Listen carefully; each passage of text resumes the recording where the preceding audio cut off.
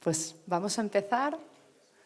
Buenas tardes a todas y a todos. Es un placer absoluto ver este eco llenísimo para hablar del comedor escolar gratuito para todas y para todos. Quiero pensar que es por vuestro amor absoluto al comedor escolar. Creo que los ponentes también hacen muchísimo. Les quiero agradecer que estén aquí. Les voy a presentar. Tenemos a Pilar Orenes, que es directora general de la ONG Educo, que para quienes trabajamos con comedor escolar, pues sois un referente con todo el trabajo que hacéis. En el centro tenemos a Pablo Bustinduy, ministro de Derechos Sociales, Consumo y Agenda 2030, azote de todas las empresas que quieren torturar a los consumidores y también referente ahora a la alimentación saludable. Y a mi izquierda, ministra de Sanidad, rememorando viejos tiempos de la Asamblea. Ahora no tenemos a nadie que nos insulte al otro lado. Es un... No, todo, mira qué gusto, qué maravilla. No prometo nada, pero en este sitio nadie nos insulta. En el resto del tiempo, pues yo qué sé, haremos lo que podamos. Bueno, Mónica García, que la conocéis, ministra de Sanidad, portavoz de Más Madrid. Es un lujo teneros a los tres. Muchísimas gracias por reservarnos un ratito para hablar de algo tan importante. Cuando hablamos de comedor escolar, hablamos de muchísimas cosas. Hablamos de comer en el cole, pero también hablamos de derechos universales, hablamos de educación, hablamos de familia, hablamos de socialización, hablamos de salud, hablamos de tantas cosas. Es una política tan beneficiosa en el ahora y en el mañana para los niños, para las familias, para el país, que nosotros lo tenemos claro. Y tan claro lo tenemos que hemos registrado una ley para garantizar el comedor escolar gratuito a todos los niños y niñas hasta los 16 años en la Comunidad de Madrid. Tenemos una campaña para que esto sea una realidad. Ojalá a partir de febrero cuando lo debatamos, sino a partir del 27 cuando gobernemos. Pero hasta entonces hay muchísimo trabajo por hacer y queremos encontrar este ratito para poder conversar sobre el comedor escolar. Mónica, tú... Uy. Yo te doy el micrófono, tranquila. Tú has visto durante estos años, lo empezamos cuando estabas de portavoz en la Asamblea, la apuesta clara de Más Madrid por el comedor escolar universal y gratuito. Esta apuesta clara porque todos los niños en Madrid tengan acceso a una comida saludable en su cole. Cuéntanos por qué esta apuesta, por qué no nos bajamos del burro y por qué tenemos claro que esta es la política pública que merece Madrid, que merecen los niños de nuestra región. Bueno, lo primero, muchas gracias, Pablo Bustinduy, a todos los que habéis venido a hablar de una cosa tan concreta, ¿no?, como es los comedores escolares universales y gratuitos, ¿no?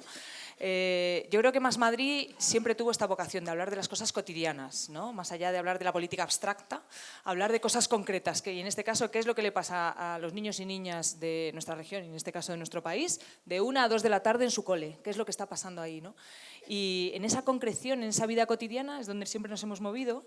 Y bueno, yo recuerdo haber tenido también aquí algún evento, ¿no?, aquí mismo también en ECO, sobre comedores escolares, sobre la importancia que tiene, no solamente a la hora de hablar de salud, de alimentación, ¿no?, de la parte que más me puede tocar a mí como ministra de Sanidad, o como sistema sanitario, como prevención, ¿no?, para que los niños y niñas, ¿no?, puedan tener una vida saludable, sino cómo el comedor escolar es un lugar de socialización, cómo es un lugar de igualdad de oportunidades, cómo es un lugar de equidad, cómo es un lugar de justicia social.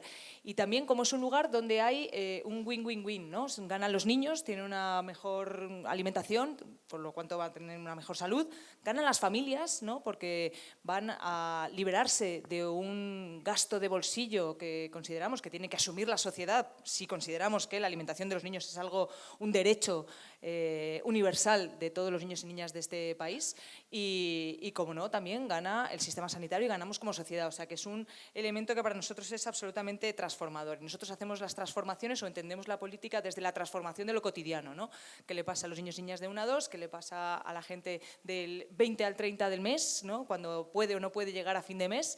¿Qué le pasa a las familias cuando van a llevar a sus hijos al colegio o no pueden llevarlos a ese comedor? Porque al final estamos hablando de unos gastos extraordinarios de las familias que pueden ascender en torno a 1.000 o 2.000 euros al año, ¿no? Y hay familias, pues directamente, que no se lo pueden permitir. Esta ley de comedor gratuito yo creo que es una pieza del puzzle que encaja perfectamente en todas las políticas de transformación social y, bueno, pues es precisamente una pieza que falta en un modelo como el que tenemos en Madrid, ¿no? Un modelo en el que falla estrepitosamente esta concepción de los derechos de los niños encajados dentro de la justicia social, la equidad y la igualdad de oportunidades, ¿no?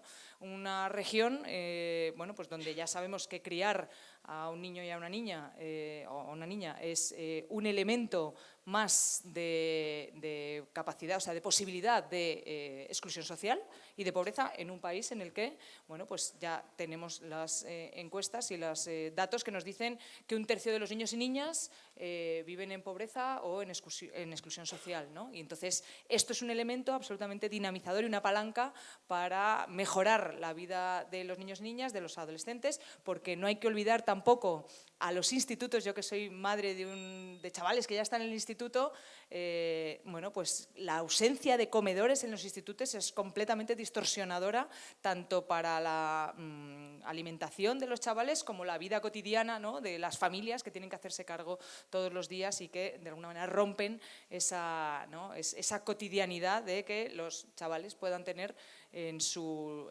lugar educativo un lugar en el que también se les enseñe a comer bien y que sea parte también del currículum. Así que nada, muy orgullosa de esta iniciativa, que al final no deja de ser una cadena de gente que ha estado trabajando desde Educo hasta la sociedad civil, hasta tú, María, que has estado muy encima de estos comedores escolares, hasta los concejales y concejalas de Más Madrid, que hemos estado insistiendo en la importancia que tiene en el Ayuntamiento, en la Comunidad de Madrid, y ahora al Ministerio, ¿no?, de Derechos Sociales, que ha puesto en marcha este Real Decreto, ¿no?, que aúna además todos los elementos que ahora contará Busti, que son fundamentales también para pensarlo desde el punto de vista de la sostenibilidad, ¿no? Así que nada, un win-win-win-win.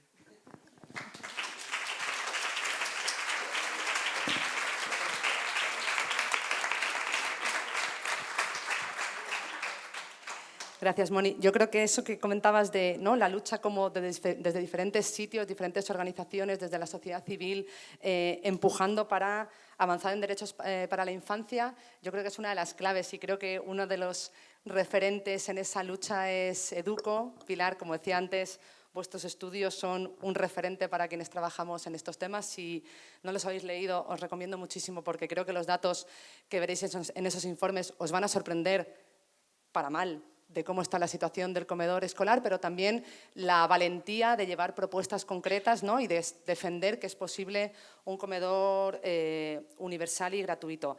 Vosotros habéis trabajado mucho, ¿no? Tenéis muchos datos. ¿Qué habéis encontrado en esas investigaciones? ¿Cómo afecta el derecho a la alimentación al derecho a la educación? ¿Cómo podemos defender con el comedor escolar derechos como la alimentación, como la educación? ¿Cómo se construye todo eso con todo el trabajo que habéis hecho? Muchas gracias, María. Muchas preguntas, de un tirón. Y bueno, empiezo agradecida también por este espacio y por poder compartir conversación con vosotros, ¿no? Porque la verdad es que para una organización como Educo, esto es como ejemplificar eso cuando hablamos de los cambios sistémicos que creemos, ¿no? Y cómo los diferentes actores, cada uno en su rol, tiene que mover una pieza para que el cambio social sea posible. Y así nos sentimos hoy, ¿no? Agradecidos porque como fuerza política que nos hayáis abierto ese espacio para compartir y para conocer desde lo que aportamos nosotros, que son la evidencia, la experiencia, esa primera línea, los datos también, ¿no? Y bueno, y nosotros presentamos muchos informes, pero tener este público es un público cautivo que digo, qué bien que vamos a hablar de comedores escolares con tanta gente que llevamos muchos años hablando de comedores escolares y para nosotros es algo clave. Nos gusta hablar de la evidencia, nos gusta hablar de los informes y hablar que hay mucha literatura científica y también mucho análisis de políticas públicas que nos hablan de lo clave que son los comedores para la erradicación, para la lucha contra la pobreza infantil y para reducir las inequidades, ¿no? Y ya se ha anticipado aquí, ¿no? Hay alguna parte cuando hablamos de comedores escolares que suena como muy fácil de entender, que es la parte vinculada a la salud y a la sostenibilidad y al garantizar una comida diaria al día, ¿no?, con unos criterios de calidad. Garantizar esa comida para muchos niños y niñas que no la tienen en nuestro país ya nada más que por eso, bienvenidos a los comedores escolares, ¿no? Lo que pasa es que para Educo vamos un poquito más allá, ¿no? Y como nuestro propio nombre indica, ¿no? Hablamos de educación y para nosotros el derecho a la educación es la garantía para reducir esa desigualdad, ¿no? Y parte de nuestra lucha es entender cómo el comedor escolar tiene que ser parte de ese derecho a la educación, tiene que ser parte del proyecto de centro. A veces somos los adultos, ¿no?, los que separamos las cosas, ¿no? Pero si muchos de vosotros tendréis niños, niñas, el comedor escolar es parte del horario. Termina una clase y se van a otro espacio y se ponen a hablar de otras cosas, a convivir con sus amigos, pero de otra manera, un espacio mucho más lúdico, más festivo, más libre, ¿no?, donde también es un espacio de aprendizaje. Y la educación no se hace solamente en el aula, ¿no?, con un profesor o una profesora, se hace desde ese espacio. Por lo tanto, hay garantizar que cuando el claustro, cuando el centro educativo habla del comedor escolar, lo hace desde ese compromiso, para nosotras es clave. Hay muchísimos estudios que te hablan, ¿no?, de cómo un niño o una niña con hambre, y desgraciadamente hay niños y niñas que van con hambre a nuestros colegios, es más difícil el aprendizaje, es más difícil hablar de matemática o hablar de ciencia si tienes esa situación de hambre. Es más difícil, es más fácil que abandones el colegio, ¿no? Cuando no hay un comedor escolar, cuando vuelves a tu casa es más difícil volver de nuevo al colegio o a clase o a una actividad extraescolar, y eso es clave. Pero también son espacios de protección. Son espacios, son entornos seguros, ¿no?, donde el niño y la niña puede estar, hablar de resolución de conflictos. Y luego es un espacio que es clave sobre la conciliación familiar, que eso también tenemos que hablar, gracias a los comedores escolares, ¿no? Hay específicamente madres, ¿no?, que pueden insertarse mejor en el ámbito laboral y, bueno, y la creación de empleo, etcétera, ¿no? No quiero ahí agotarlo todo, ¿no?, pero también dar algunos de los datos que cuando no hemos comparado con los ámbitos europeos, ¿no? Ya hay países que tienen, ¿no?, el comedor universal incorporado en sus políticas, ¿no? Estamos hablando de Suecia, de Finlandia, de Estonia. Son 7 países. Estos 3 lo hicieron hace ya muchos años, con lo cual hay mucha evidencia de cómo esto ha afectado a la educación y, de hecho, son países que a todos nos suenan por la calidad educativa, ¿no? Luego, esos 3 lo llevan haciendo mucho tiempo. Hay 4 que se incorporaron después de la situación del COVID: Luxemburgo, Croacia, Letonia, Lituania, los leo para no mezclarlos, y que están en ello, ¿no?, y que por tramos de edad ya han conseguido la universalidad. Y hay otros países que lo que han puesto en marcha ha sido: aseguremos el comedor escolar para los niños en riesgo de pobreza y exclusión, mientras que avanzamos hacia la universalidad, ¿no? Irlanda, Eslovenia, Eslovaquia. Es decir, no es que estemos hablando de algo que estemos descubriendo, ¿no?, sino hay países que llevan mucho tiempo haciéndolo y que, bueno, que es de los que podemos aprender, ¿no? Algunos datos del contexto, que son los que decía María, que son los que levantamos con nuestros informes, ¿no? Ahora mismo en nuestro país hay 2,5 millones de niños y niñas que asisten al comedor escolar. Sin embargo, son menos de la mitad de la población, ¿no?, de infantil. Y cuando hablamos de secundaria, muchísimos menos, ¿no? Solo el 2,96% de los alumnos de secundaria van al comedor escolar. Luego tendremos oportunidad de desarrollarlo. Y una cosa que hablaba con alguna compañera de por aquí, ahora no recuerdo nada más empezar, es que no todos los centros educativos tienen comedores escolares. Y cuando hablamos de secundaria, mucho menos. Es que a veces falta lo básico, ¿no? Entonces, yo creo que ese es uno de los temas también que hemos puesto, ¿no? Que haya posibilidades, que haya accesibilidad y luego venga también la gratuidad, que mientras que no llegamos a la universalidad, pues son las becas y sistemas de becas que se han aumentado, y eso lo hemos reconocido, nada más que en este último año han sido 110 millones más puestos en becas para el comedor escolar, y que aún así no son suficientes, que hay niños a los que no les llegan las becas. ¿Por qué? Por muchas razones, por los trámites, por el tipo de becas, porque son becas parciales y no son becas completas, con lo cual no acceden a ellas, por mucha burocracia, ¿no? Y al final dice, tenemos sistemas de becas que no solamente no solamente la cantidad, sino también es la accesibilidad. Bueno, yo creo que estos son los datos que me pedías así un poco al principio. Hay más, pero seguimos hablando, ¿no? Gracias, Pilar. En Madrid nos dejamos un 20%, y yo creo que deja un dibujo de cómo está Madrid, ¿no? Y con eso engancho un poco con Pablo, porque Pablo, tú eres un defensor de los derechos universales. Escucharte defender la universalidad de los derechos es un absoluto gusto, y me gustaría preguntarte, ¿no? En este contexto de dificultad para la infancia, de una prestación que es el servicio de comedor que es de pago, con un sistema de becas que es profundamente injusto, que incluso el comedor podríamos decir que es regresivo ahora mismo, ¿no? Que lo utilizan más las rentas altas que las rentas bajas. ¿Por qué necesitamos una política universal en comedor escolar? ¿Por qué tenemos que defender la universalidad en este caso? Pues muchas gracias, María, y muy buenas tardes. No estoy en mi mejor día, ya lo haya dicho, pero bueno, haré el mayor esfuerzo. Me lo facilita que tratáis varios de mis temas favoritos. La universalidad de los derechos, que genera debates encendidos muchas veces en la izquierda. Pues yo siempre intento explicarlo de dos maneras. Se puede llegar por la vía pragmática, por una vía casi instrumental, ¿no? De medios para un fin, y luego por una vía más de fondo, más de concepción filosófica de las políticas públicas, ¿no? ¿Qué quiere decir la vía pragmática? Bueno, pues que las políticas focalizadas por renta tienen un problema, que es que no funcionan. No funcionan como deberían funcionar. Aquí hay un ejemplo que todo el mundo conoce y que nos viene a la cabeza, que es, por ejemplo, el ingreso mínimo vital, ¿no? Se ha hecho un esfuerzo extraordinario en los últimos 2 años para mejorar su cobertura, ¿no? Pero incluso mejorando su cobertura como se ha mejorado, hay un montón de gente que está fuera todavía. Esto es lo que se llama en inglés el non-take-up y que obsesiona a quienes diseñan las políticas públicas, porque hay gente que teniendo derecho a una prestación no la pide. Aparte de problemas relacionados como que la creación del ingreso mínimo vital ha permitido, le ha servido como excusa a varios gobiernos autonómicos del Partido Popular, incluido el de esta comunidad autónoma, para decir nos cargamos nuestras rentas autonómicas, ¿no? Esos son efectos en cascada derivados. Entonces, ¿por qué pasa eso? ¿Por qué hay non-take-up? ¿Por qué hay gente que no pide las prestaciones a las que tiene derecho? Y hay factores socioeconómicos, estructurales, que vez tras vez tras vez, no aquí, en todos los países, concurren para hacer que las políticas públicas no lleguen a quienes más la necesitan o a aquellos para quienes están diseñadas. Y ahí hay problemas de desinformación, de desconocimiento, de brecha digital, de desconexión de los servicios sociales, por ejemplo, de estigma asociado. ¿Por qué?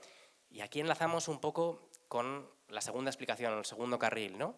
Las políticas focalizadas por renta se inspiran en un modelo de política social asistencialista, es decir, se considera que una prestación para apoyar a aquella población, a aquella gente que está en una posición particularmente vulnerable, requiere un proceso de demostración previa, en el que impera muchas veces el principio de sospecha. Tenemos ayudas públicas, pero tienes que demostrar que cumples los requisitos, en el mejor de los casos, en el peor de los casos, que te la mereces. Hay una lógica de merecimiento. ¿Y cuál es el merecimiento para recibir una prestación social? Ser pobre. Ser pobre. Y hay que demostrarlo. Y hay que demostrarlo muchas veces por medio de procedimientos burocráticos farragosos, cuando no estigmatizantes. Y hay gente que prefiere no pasar por eso, por el estigma que tiene asociado. Esto tiene una explicación, porque la política asistencialista viene de los orígenes del Estado social y del Estado del bienestar, que se concibió como un sistema de aseguramiento colectivo, centrado en el trabajo. Es decir, como una especie de red de protección para cubrir aquellas situaciones en las que un trabajador o una trabajadora no pudiera seguir trabajando. ¿Por qué? Por razón de edad, de enfermedad, de incapacidad, y entonces se generaba esta especie de colchón social como una prestación que una vez que tú demostrabas que te encontrabas en esa situación, pues te daba lugar a una prestación. La universalidad de los derechos lo que plantea es una superación completa de ese paradigma. Es decir, no necesitamos prestaciones asistencialistas en el caso en el que tú puedas demostrar una posición de vulnerabilidad. Necesitamos un modelo de derechos de ciudadanía que vayan aparejados a la condición de ciudadanía. Es decir, que sea una declaración política, económica, cultural, que diga, en esta sociedad democrática, para garantizar las condiciones de igualdad plena y efectiva, la condición de ciudadanía lleva aparejados una serie de derechos que garantizan que pase lo que pase en tu vida, vivas en la coyuntura en la que vivas, te vaya mejor o te vaya peor, estés en un mejor o en un peor momento, siempre va a haber una serie de derechos que vas a tener garantizados, porque se considera que no están al albur de las fuerzas del mercado, sino que pertenecen al ámbito de la res pública, de lo político, de la condición de ciudadanía,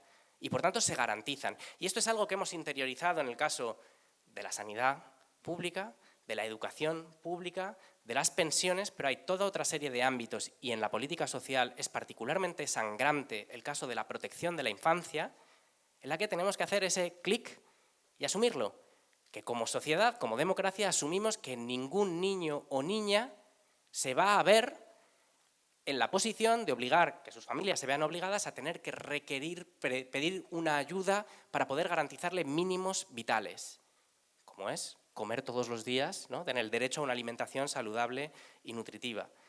Y la última pata que va aparejada con esto, y esto lo dejo aquí y luego si queréis podemos hablar más con ello, es que esta concepción inmediatamente supone la obligación de asumir unos postulados radicales en términos de justicia fiscal y de redistribución fiscal, porque el momento de la redistribución, el momento en el que se igualan posiciones desiguales en una sociedad, no debe ser aquel del ejercicio de los derechos, debe ser aquel de la contribución fiscal, que cada cual participe de acuerdo a su capacidad económica, a su riqueza, a su renta, a su patrimonio, para financiar aquello que es de todos y que es igual para todos, lo que además tiene una virtud añadida, que es que neutraliza los argumentos neoliberales según los cuales aquellos que no requieren o se creen que no necesitan de lo público dicen yo por qué tengo que pagar lo de los demás, que cada cual se pague lo suyo. No, usted va a contribuir en función de su patrimonio, de su capacidad, de su renta y de su riqueza a financiar lo que es de todos, de usted también. Porque eso es lo que nos iguala, lo que nos hace iguales como ciudadanos y ciudadanas. Lo dejo aquí para no enrollarme.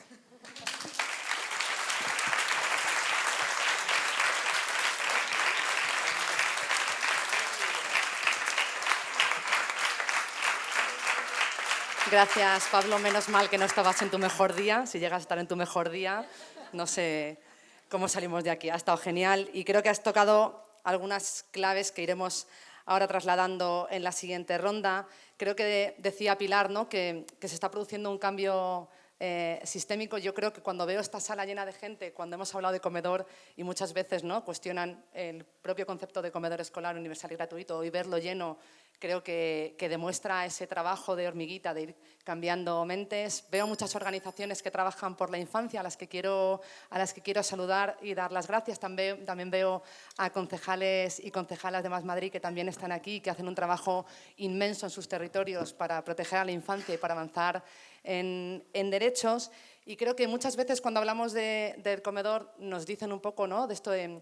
Bueno, esto es como una ocurrencia, ¿no? Esto de que, claro, que todos coman gratis, que nada es gratis, que cómo se va a pagar esto, que parece que nos lo hemos inventado cualquier día que nos levantamos por la mañana, y en realidad no. En realidad, como decía Pilar, hay sitios donde llevan muchos años, y cuando decimos muchos años son muchas décadas poniéndolo en marcha.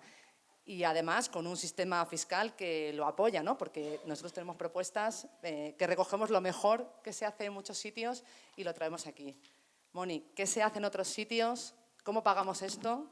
¿Cómo financiamos una política de infancia que, como decía Pablo, es un cambio de paradigma y de protección? Adelante. Bueno, yo voy a ahondar en que efectivamente el peor día de Pablo Bustinduy es el mejor de cualquiera de los que estemos aquí en la sala. No pasa nada. Gracias por recordárnoslo cada uno de los días.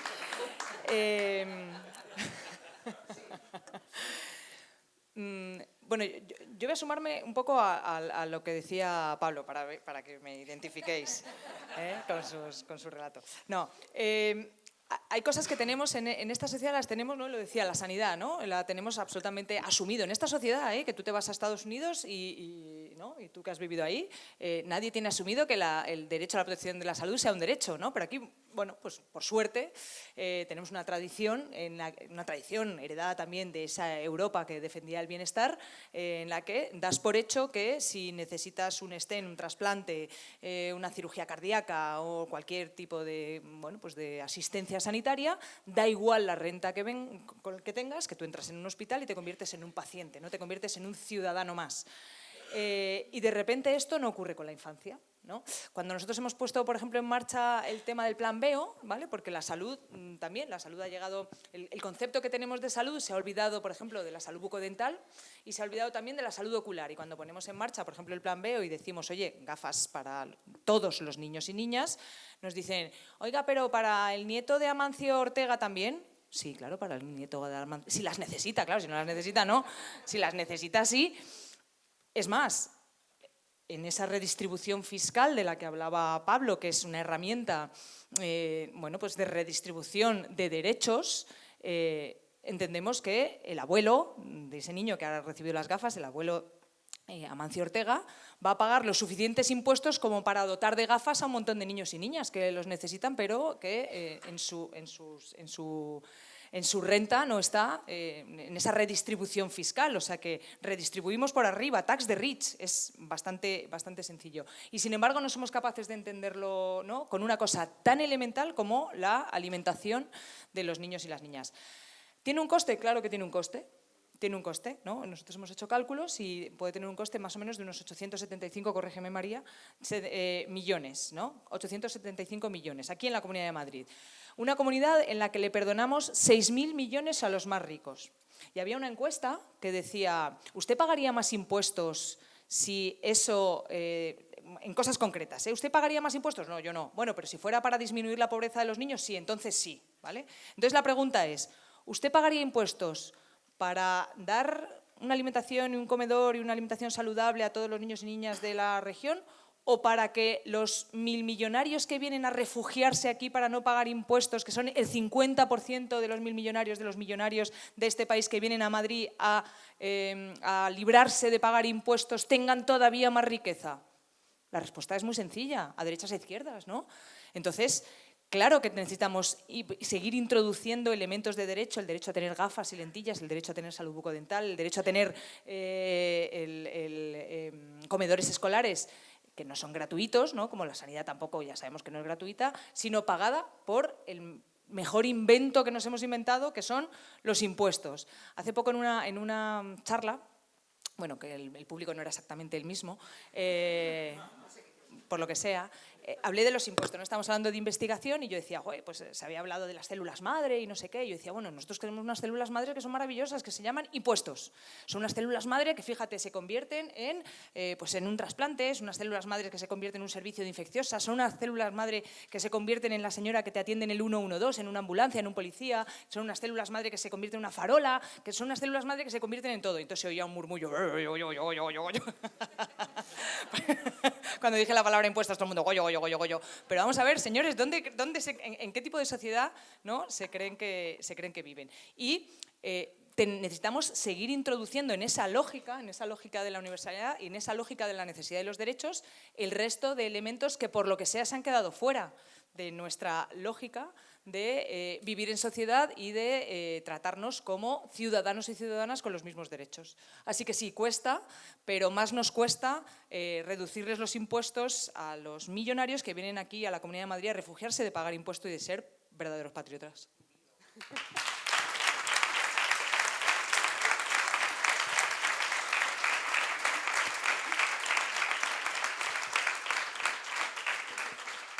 Sí, porque muchas veces hablamos de lo que nos cuesta poner en marcha una política y no de lo que nos cuesta no hacer esa política.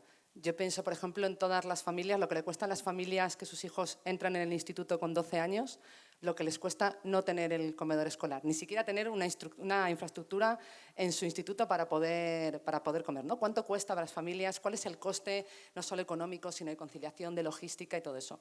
Y tú lo has hablado, ¿no?, como madre de un niño de instituto, también lo ha mencionado Pilar, los datos en Madrid son absolutamente terribles. El 1% de los chavales que están en secundaria en instituto público acceden al comedor escolar, 1.775 chavales. El resto no tienen cocina ni comedor en su instituto, cosa que no pasa en los colegios concertados, porque ahí sí que han sabido entender la demanda de las familias, sí que han construido cocinas y comedores y lo han puesto en marcha. Y vosotros, Pilar, habéis trabajado, ¿no?, mucho hablando con los chavales, uno de vuestros informes súper interesante, ¿no? ¿Qué suponía para ellos el comedor? ¿Qué supone poder tener ese espacio que comentabas antes, que es el espacio de educación? ¿Cómo impacta poder acceder al comedor para tantos niños y cómo impacta no poderlo simplemente porque tus padres no se lo pueden permitir? No sé si nos puedes contar un poquito más. Me invites, ¿no?, a hablar de la participación y de la voz de la infancia en este caso, ¿no?, porque esto también es una de las señas de identidad de Educo. Cuando hablamos de políticas para la infancia, para la adolescencia o para la juventud tienen que partir de las necesidades de los actores, que son los protagonistas, ¿no? De preguntarles a ellos y a ellas. Y es algo muy lógico, muy básico, pero que lo hacemos muy poco. Estamos en una sociedad adultocéntrica donde nosotros diseñamos las políticas para otros. Porque escucharles es un poco más difícil, porque hay que cambiar, ¿no? Activar la escucha para el niño y la niña no es escucharle igual, porque no es el mismo lenguaje. Y eso necesita una inversión de tiempo, necesita abrir nuestros oídos de otra manera y escucharles de otra manera, ¿no? Con lo cual, durante todos los años de trabajo del comedor escolar de Educo, la escucha ha sido una permanente, pero lo hemos hecho de manera especial en el último informe, ¿no? Donde le preguntábamos, ¿no? Juntábamos a un grupo de adolescentes, a 1.600, no un grupo, 1.600 adolescentes con encuesta, luego con focus group, y les preguntábamos sobre el comedor escolar. O sea, con el comedor escolar, ellos estaban entre 12 y 18 años, con lo que le preguntábamos por su experiencia más cercana, ¿no? Del comedor escolar, no lo que estaban viviendo ahora, sino lo que había aportado a sus vidas, ¿no? Y bueno, los datos que nos daban de alguna manera nos reafirmaban, hay que decirlo, pero también nos daban una mirada distinta. Para empezar, todos lo reconocían como un espacio clave. Nadie recordaba el comedor escolar como no es importante o no, sino el 94,5% de ellos reconocía la importancia del comedor escolar, ¿no? En su proceso vital. Pero también os tengo que decir que aprobaba por los pelos, ¿no? O sea, que decíamos, ¿no? Estas son las tarjetillas que hicimos en ese momento, un 3,03 sacaba el comedor escolar. Es decir, que tampoco es que tenían una experiencia así, como dijéramos, sabemos que es bueno, sabemos que ha estado bien, pero les queda por mejorar. Y si tenemos que hablar del comedor escolar, ¿no? Como garantía de tantas cosas, tenemos que asegurar también esa calidad del comedor escolar. Reconocían lo primero en sus cabezas, pues reconocían el tema de la conciliación, lo han vivido en primera persona, ¿no? Gracias al comedor escolar, ¿no? Mi madre o mi padre han podido hacer otra serie de actividades, o sea, que eso era lo primero que decían. Pero lo segundo es como espacio de convivencia. Y para nosotros eso es como nos reforzaba de alguna manera nuestras propuestas, ¿no? El comedor escolar como un sitio donde sociabiliza, donde hacen nuevas amistades, ¿no? Un espacio de bienestar, ¿no? Y eso era lo segundo que ponían en valor. Aunque también en esos datos salía que el 16,5% se podía sentir muy solo en el comedor escolar.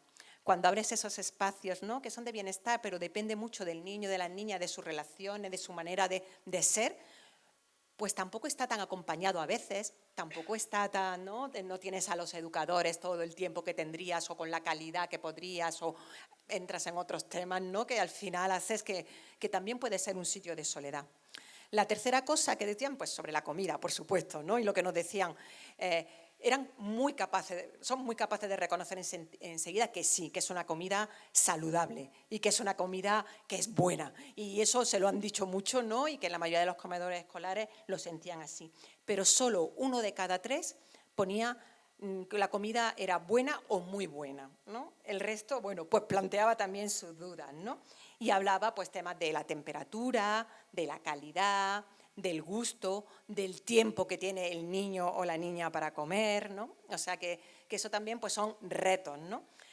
Luego nos hablaban de la exclusión, ¿no? El 60% de los niños, en este caso en Madrid, conocían a alguien que no podía estar en el comedor escolar porque no podía pagarlo. O sea, muy conscientes de que es un privilegio, de que no llegaba a todo y que había niños y niñas que se quedan fuera. Y eso también, ¿no? a los propios participantes le llega. Y sí que hablaban que aunque un espacio más libre que en el aula, no sentía que pudieran opinar mucho sobre lo que pasa en el comedor escolar, ¿no? El 94,7% decían, no nos escuchan para organizar el espacio del comedor escolar, o no nos escuchan con el tipo de comida o los tiempos que necesitamos, con quién me quiero sentar, cómo quiero que sea el espacio físico, ¿no? Con lo cual son algunos de los retos, ¿no? que al final también han ido construyendo nuestra agenda. Cuando al final escuchas a los niños y dices, bueno, ¿y ahora qué le pedimos nosotros a la administración? ¿Qué le pedimos a los colegios? ¿Qué le pedimos? Pues nos hacemos eco y construimos, ¿no? Con esas voces de esos niños y niñas cuáles serían las demandas de un comedor de calidad, ¿no? Porque si al final también lo que buscamos es que sea ese espacio de educación, también tenemos que ser claros que para que sea tiene que reunir una serie de mínimos requisitos, porque si no será un sitio que, bueno, pues que no responda a lo mismo. Y dar el punto de secundaria, ¿no, María? Que tú también lo has lanzado, o sea, como de la noche a la mañana, y también lo compartíamos con alguna compañera antes, de la noche a la mañana parece que ya los niños ya no necesitan, las niñas no necesitan acudir al comedor escolar.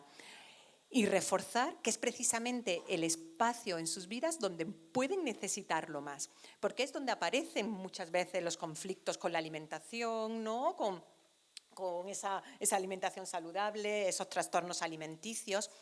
El comedor escolar en secundaria es cuando si el niño o la niña no va al comedor hay mucha más posibilidad de que se quede en la casa y que se quede solo en la casa. Y cuando la niña o el niño están solos en la casa, bueno, pues también son muchos momentos de soledad. Nosotros en uno de los informes últimos que hablamos del niño de la llave, ¿no? Del niño o la niña ese que va con la llave, y hablábamos de niños y niñas empantallados, porque pasan más tiempo también con las pantallas. O sea, se resta un espacio de socialización, se resta la posibilidad de engancharse con la tarde por una serie de actividades y, por lo tanto, también más riesgo en su casa de bueno, pues de soledad y soledad con el medio digital, ¿no?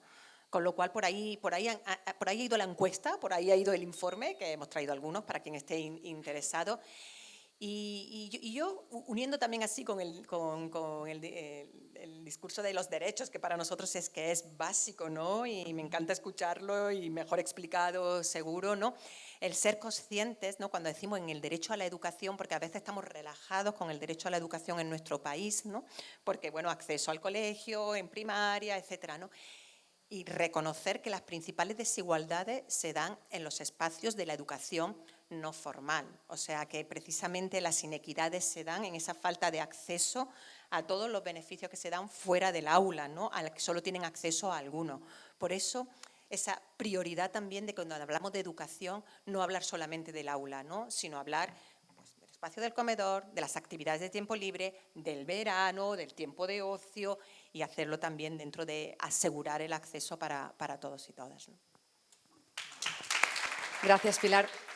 Yo te escucho y es esto que siento cuando hablamos del comedor escolar, que es que en realidad podemos hablar de tantas cosas, porque cuando hablamos de la alimentación en el cole, de verdad que es que hablamos de muchísimas cosas y de muchísimo impacto, y creo que no encontramos ninguna cosa negativa que tenga el poder garantizar que todos los niños y niñas coman. Y de hecho, cuando uno mira los estudios que hay en los sitios, en los países como Suecia, ¿no? Donde llevan años y años haciéndolo, no solo hablan del efecto más inmediato, sino también a largo plazo, ¿no?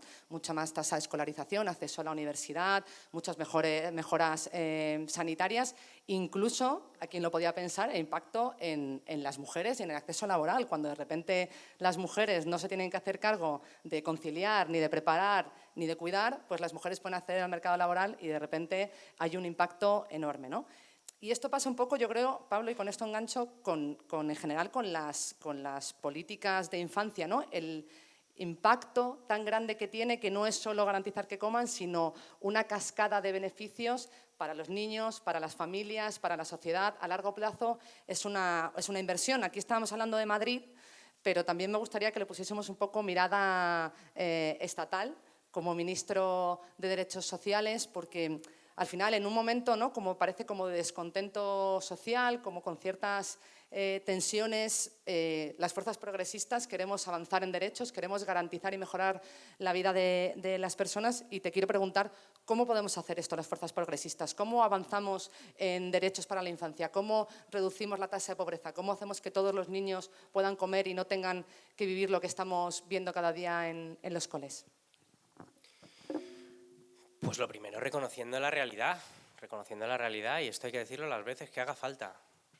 La cuarta economía de la zona euro no puede consentir que un tercio de los niños, las niñas y adolescentes estén en riesgo de exclusión social o de pobreza. Es que no se puede consentir. Y esto enlaza con la reflexión sobre el coste de las medidas, que obsesiona, que es un enfoque contable de las políticas públicas, ¿no? Que además viene del neoliberalismo y de los años de la austeridad y del cálculo del déficit. ¿Cuánto cuesta esto? Cuando en realidad nunca nos fijamos, entre otras cosas porque es difícil, es imposible de medir el coste que tiene la ausencia de esas políticas públicas. Cosas que sabemos. Sabemos que en España hay más de un punto porcentual del PIB de diferencial en inversión en políticas de infancia y de protección a las familias respecto a la media europea. Un punto del PIB. Esto vendrían a ser ahora mismo, pues dependiendo de cómo se calcule, entre 16 y 18.000 millones de euros al año, que invertimos menos. Pero además tenemos un segundo problema añadido, que es que lo que sí invertimos en política social y en protección a las familias y a la infancia, lo invertimos mal. España tiene unas tasas de reducción del riesgo de pobreza con las transferencias sociales mucho menores que en otros países. ¿Y esto por qué es? Pues esto es, y se dice a menudo, ¿no?, que las políticas de protección social que hay a las familias, las clases medias las aprovechan más, las utilizan más que las clases trabajadoras o que las clases más vulnerables, ¿no? Pero para que veáis, incluso aquí se reproduce ese espíritu de la sospecha al que me refería antes, ¿no? Lo hacen mal, no deberían, no lo merecen, ¿no? Las clases medias no necesitan apoyo para sus políticas familiares. Ese es el cambio de concebirlo en términos de derechos. Lo mismo para todos, como un derecho. No te lo tienes que merecer, va contigo, ¿no? Entonces, cosas que sabemos. El coste de la pobreza infantil en España se estima por encima de los 55.000 millones de euros al año.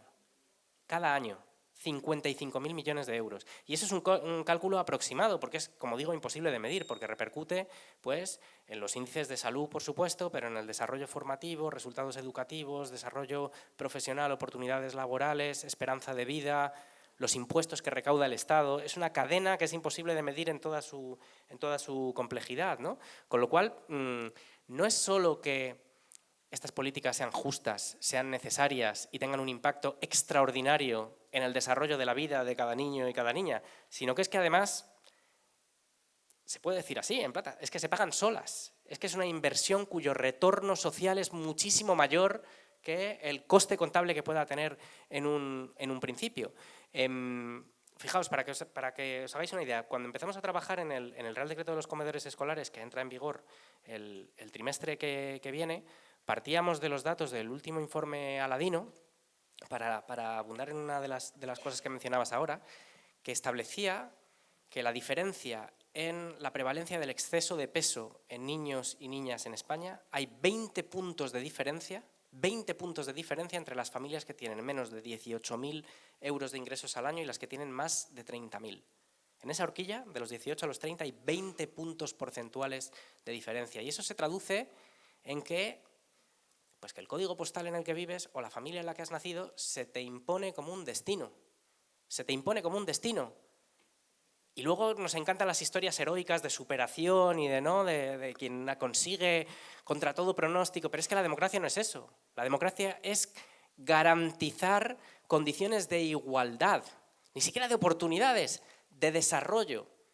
Y los comedores escolares son una de las primeras palancas de intervención para amortiguar esas desigualdades sociales, porque garantizan que, pues que las escuelas sean un mínimo espacio de igualación. Garantizan, porque no solo el acceso a una alimentación, y hablamos de 5 comidas a la semana, 5, pero unos mínimos de acceso a una alimentación saludable, nutritiva, es que también, se mencionaba, hay una continuidad, es que en el comedor se aprende a comer, aparte de otras muchas cosas, ¿no?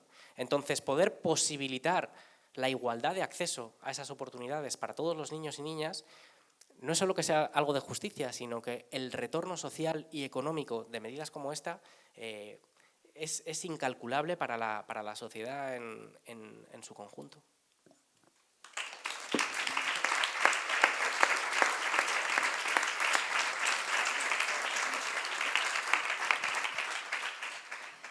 Mil gracias, Pablo. Vamos con la última ronda. Queríamos que fuese un acto amable, que pudiésemos conversar. Tampoco queremos agotar mucho más a los ministros y además todos tenemos que conciliar, así que perfecto. Voy a terminar, primero Pilar, luego Pablo y luego Mónica, intentando vincular también un poco con la realidad de lo que estáis haciendo cada uno en vuestros espacios. Hemos hablado, ¿no?, de por qué el comedor escolar gratuito para todas y para todas tiene que ser una realidad. Vosotras tenéis en Educo, tenéis programas específicos de becas que empezasteis a trabajar porque veíais que se quedaban muchísimos niños. Tenéis programas dentro de los colegios. En un sistema que, como hemos estado hablando, no llega, se deja a tantas familias, a tantos niños por el camino.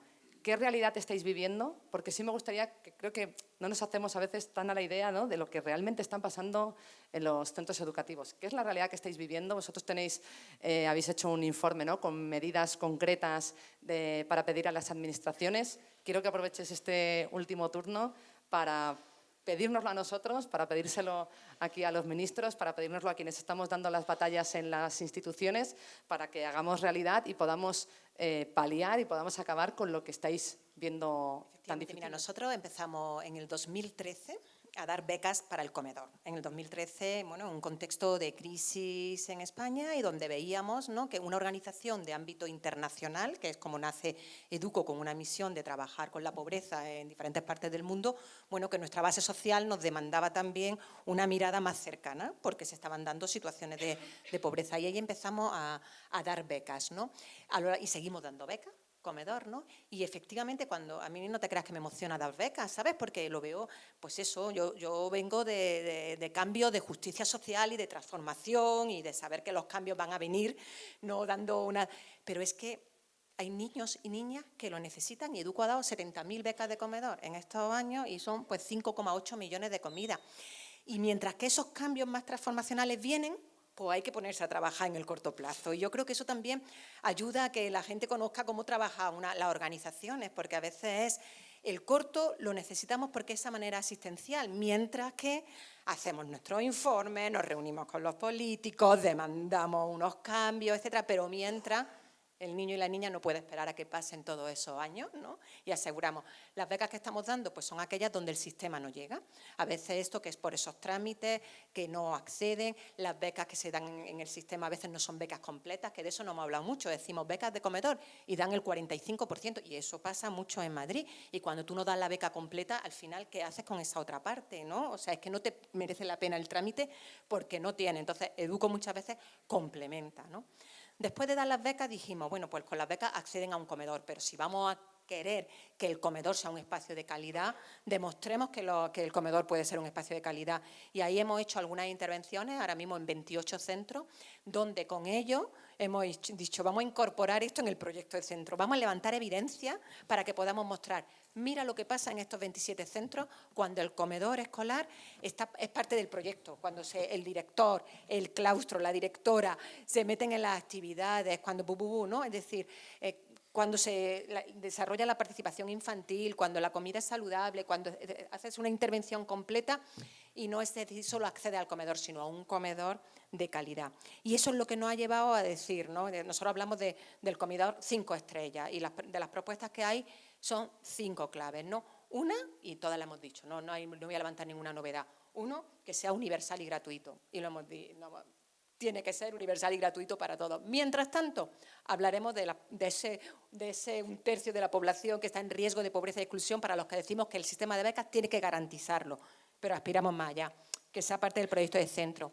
Que la comida que se dé sea saludable y sostenible, y ahí hemos aplaudido como el que más el Real Decreto, ¿no? Y porque es uno de los pasos para nosotros clave. Que sea el espacio de protección, y tú lo has mencionado, y buen trato. Y ahí también, perdonadme que haga ya he dicho que la participación es clave para Educo, la educación. El tercer tema, y os prometo que el último, es el de la protección, ¿no? Los entornos seguros. Y ahí hemos hablado de la figura del coordinador y coordinadora de bienestar. Y eso que lo dice nuestra ley. Y decimos, ¿qué rol tiene esta figura del coordinador en los comedores escolares?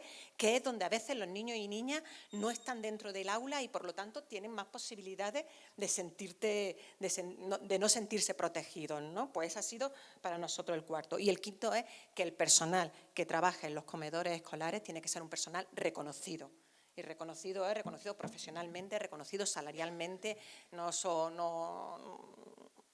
solo personas que están al cuidadores, sino si nos creemos que un proyecto educativo tienen que tener, ¿no? ese reconocimiento. Y eso para nosotros que nos hablamos con muchas administraciones, sabemos que son políticas que están descentralizadas, que están los presupuestos en manos de otros, entonces, pero también decimos, ¿qué se puede hacer a todos los niveles? ¿Qué se puede hacer a un nivel estatal, ¿no? Cuando tú pones relevancia, ¿no? en esa política, o cuando puedes incluso complementar económicamente para que las comunidades autónomas lo hagan, ¿no? Para nosotros, crear la necesidad, la sensibilidad. Esto que estamos haciendo hoy, habrá gente que aquí diga, digo, seguramente, ¿no? Diga, ojo, pues no sabía yo que era tan importante el comedor escolar. Yo, bueno, pues mira qué importante es, ¿no? O sea, generar, ¿no? Mis compañeras me hablan, Pilar, deseabilidad social, y ya me lo he aprendido, deseabilidad social, es decir, que no sea una universalidad solamente por ese niño o niña que no pueda, sino que yo, que tengo recursos, que quiero, ¿no? Que mi hijo vaya o mi hija vaya al comedor escolar porque va a ser mejor para la educación. Y eso es también parte de lo que hacemos, hablar del comedor escolar, generar, ¿no? sensibilización para que sea la sociedad la que reclame, ¿no? a sus políticos y sus actores, ¿no? ese cambio que necesitamos.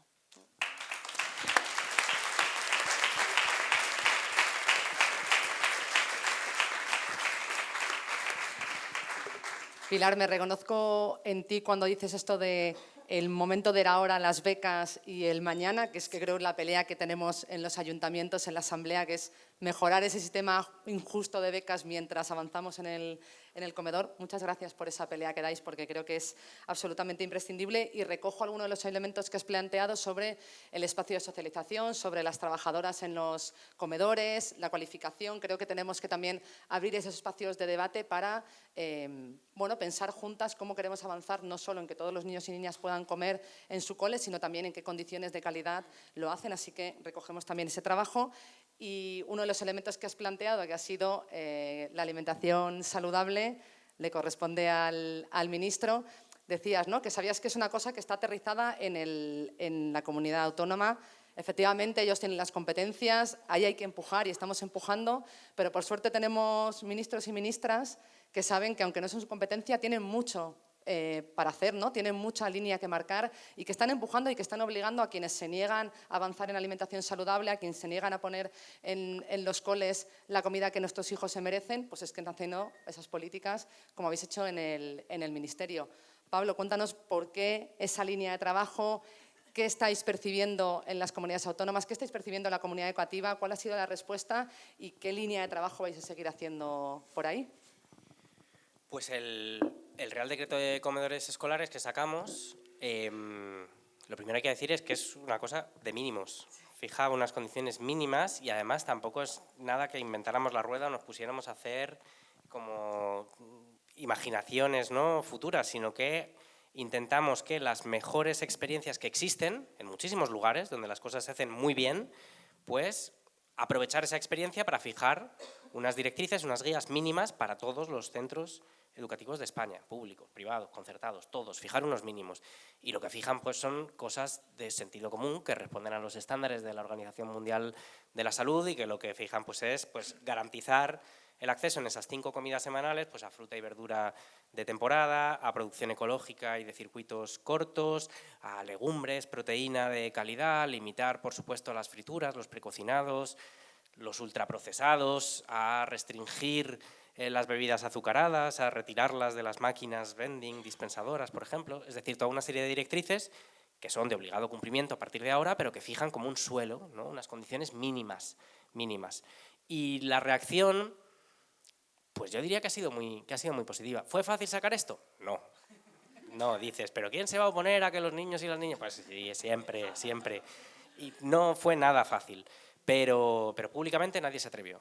Nadie se atrevió, lo que siempre es un indicador, ¿no? Y yo creo que en este ámbito, como en muchos otros, se ha avanzado mucho. Hay una conciencia cada vez mayor y una reivindicación muy fuerte que hace que cueste mucho oponerse a estas cosas. Y ahora estamos trabajando, ¿verdad, Mónica?, de la mano los dos ministerios en el siguiente paso, que va a ser un Real Decreto para garantizar el derecho a una alimentación saludable también en los centros hospitalarios y en las residencias. Y el siguiente paso, ese ya va a costar un poquito más, es la restricción de la publicidad de alimentos malsanos dirigidos a niños y niñas. Solo en televisión ven una media de 11 anuncios al día de alimentos malsanos. Y esto era una parte de lo que planteábamos en el espíritu del proyecto. Cada vez hay mayor conciencia, cada vez hay mayor interés y voluntad en darle una buena educación en materia de alimentación a los niños y a las niñas. ¿Y qué pasa? Que luego a continuación hay un problema de coherencia. Pongamos que conseguimos que los comedores escolares respondan todos los centros de España a esos mínimos, ¿no?, y que sea un espacio no solo para comer bien, sino para aprender a comer bien. Y luego sales fuera y te ves bombardeado por todo un dispositivo publicitario dirigido por la gran industria agroalimentaria y de los ultraprocesados. Imaginaros la disonancia cognitiva que eso genera, ¿no? Bueno, pues hay que ponerlo más fácil. Va a ser difícil abordar esa batalla porque es un sector económico muy poderoso y con muchos intereses, lo que no suele ser un factor disuasorio para las cosas que nos planteamos hacer, pero va a costar esa batalla y va a hacer falta que esa conciencia social, lo que estamos haciendo es intentar ir en escalera, ¿no? Comedores escolares, residencias y hospitales y después abordar la gran batalla publicitaria. Y termino porque es la cuña que intento meter en todas las intervenciones públicas que hago y que tiene que ver con todo lo de la universalidad y tal. La gran batalla hacia la que vamos el año que viene se llama Prestación Universal por Crianza. Y antes, cuando os decía cuál es el problema de las políticas de inversión de protección de las familias en España, que no llegan a quien más lo necesita, etcétera, fijaos, vivimos en el peor de los mundos posibles ahora mismo, porque el sistema de protección que tenemos para las familias básicamente consiste en las deducciones fiscales del IRPF por hijo a cargo, que son universales para las clases medias y altas. Para quien no presenta la declaración de la renta porque no llega al umbral de ingresos o porque está desconectado del sistema tributario, no les llega, no les llega. Antes os decía que se pagan solas, ¿no? Bueno, pues el arranque de esta política, en este caso sí te paga solo con un poquito más de justicia fiscal. Antes os decía, el coste estimado de la pobreza infantil en España es de 55.000 millones de euros. Las empresas del IBEX 35 han tenido solo en el primer semestre de este año, y luego sale la patronal a decir que va la cosa fatal y tal, 34.000 millones de euros en beneficios solo en el primer semestre de este año. Lo que necesita este país y lo que necesita esta democracia es un poquito más de justicia, un poquito más de justicia. Y eso quiere decir un poquito más de redistribución. Y con un poquito de lo que están ganando todas las grandes empresas, todos los 1.000 millonarios, todos los fondos de inversión que se están lucrando a costa de los ingresos y el trabajo de las familias trabajadoras, con un poquito de eso podemos garantizar unas condiciones mínimas de bienestar y desarrollo para todos los niños y niñas del país. Digo yo que esto no es una cosa muy radical ni muy loca que pedir, ¿no? Así que gracias a iniciativas como la que plantea Más Madrid, pues tenemos las herramientas, los medios para conseguirlo. ¿Qué falta? Voluntad política. ¿Tienen voluntad política los de enfrente? No. ¿Cómo se les convence? Pues con movilización, con organización política y con determinación para conseguirlo, como estáis haciendo hoy aquí todos y todas vosotras.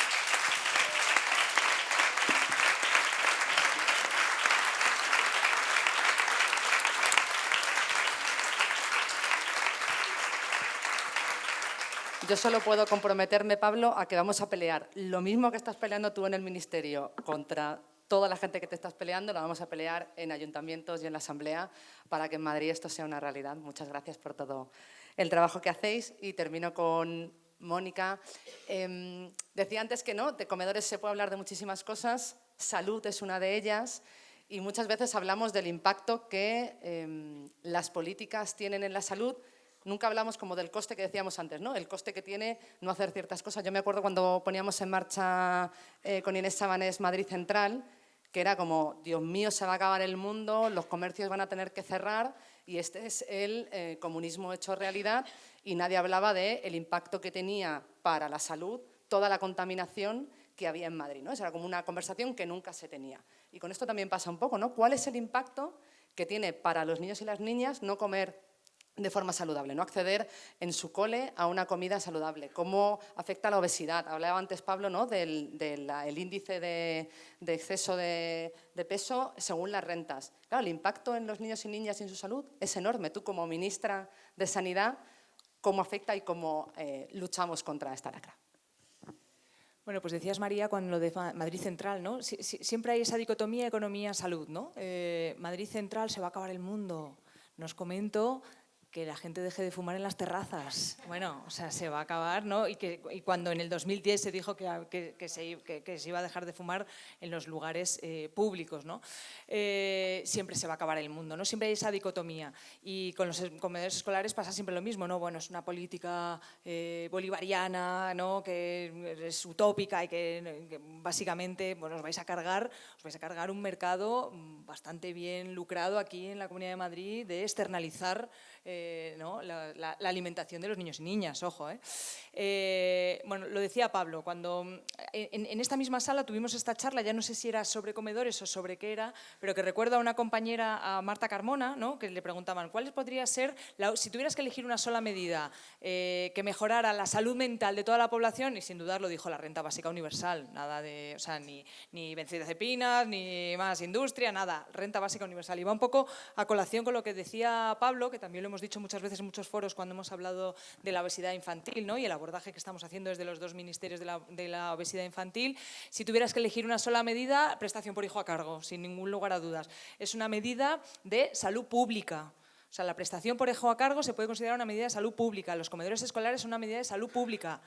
Las medidas de vivienda son medidas ahora mismo, a día de hoy, de salud pública, ¿no? Estamos hablando de condiciones sociales, los determinantes, los famosos determinantes socioeconómicos que impactan directamente sobre la salud de los ciudadanos. Y cuando no invertimos en el comedor escolar, estamos teniendo lo pagamos por tres vías, ¿no? Por un lado, lo pagan los niños y niñas, ¿no? Con la salud y con su alimentación y con su futuro. Por otro lado, lo están pagando las familias, ¿no? Con las dificultades que tiene y el pago de bolsillo, ese dinero que siempre está mejor en el bolsillo que pagando impuestos. Bueno, pues en este caso no. En este caso no está mejor en los bolsillos, está mejor en la empresa esa que para alimentar a los niños y niñas. Y tercero, lo paga también el sistema sanitario a largo plazo.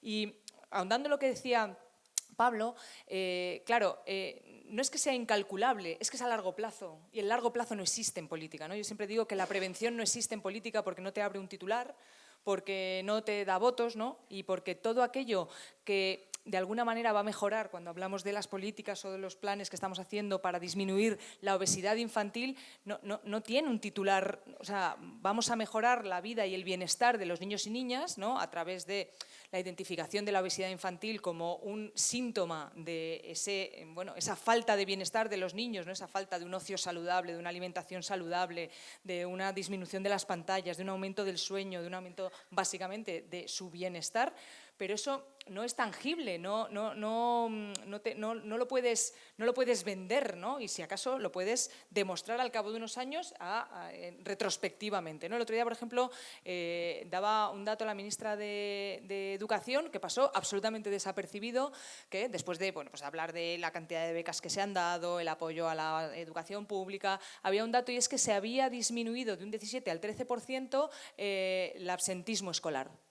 A mí me pareció una cifra brutal. 4 puntos se ha disminuido el absentismo escolar. O sea, los chavales han podido seguir estudiando gracias a becas, gracias a políticas públicas, gracias a políticas progresistas. Eso no te va a abrir ningún titular. Y esto tampoco, ¿no? Que los niños y niñas puedan tener un espacio donde socializar, que eso repercuta a largo plazo en su salud, que repercuta en largo plazo en su bienestar, ¿no? Que repercuta en un menor gasto económico en nuestro sistema sanitario. Todo eso es, podemos decirlo, la política más bonita para la que hemos venido aquí, pero la más invisible, ¿no? La más difícil de vender, ¿no? Y entonces, bueno, pues en eso estamos, en hacer visible lo invisible y en hacer real esas políticas cotidianas que al final impactan, en este caso, en los niños y niñas, pero impactan de lleno en la salud de nuestros chavales.